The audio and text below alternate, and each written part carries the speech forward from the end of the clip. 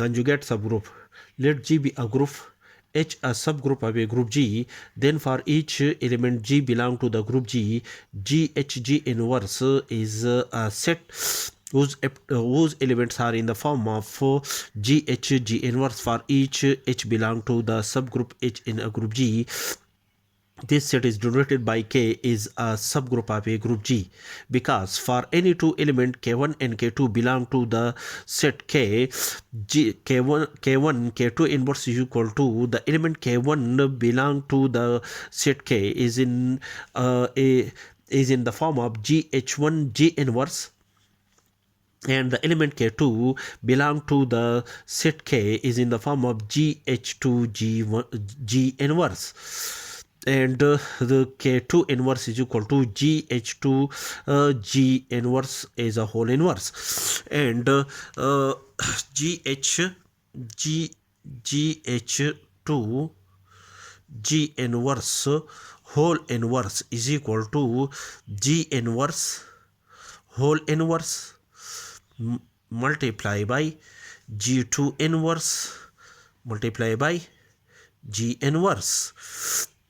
and G inverse whole inverse is equal to G H2 inverse G inverse. Therefore, GH2 G inverse whole inverse is equal to G H2 inverse G inverse, and G and G inverse are the inverse of each other. Therefore, when we operate the element G to its inverse is equal to an identity element E of the group G, and the operation of the identity element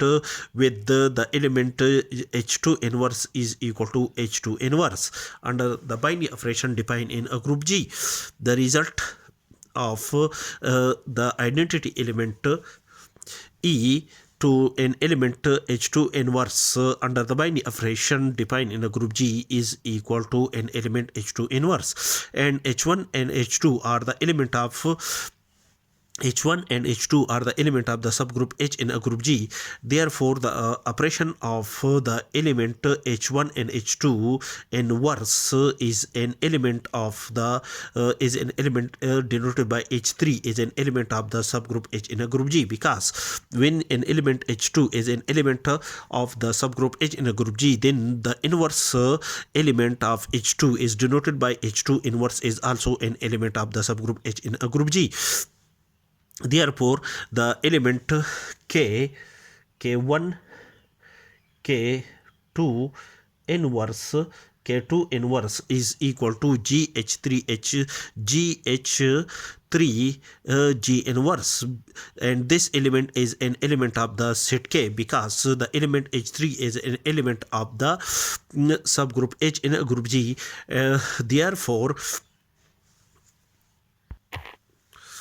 by a theorem which states that a subset H of a group G is a subgroup of a group G if for any two element AB belong to the subset H,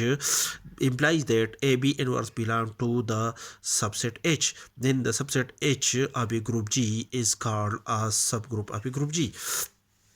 As for K1 and K2 belong to the set K, this implies that K1 K2 inverse is also an element of the set K. Therefore, according to the above theorem, the subset K of a group G is a subgroup of a group G.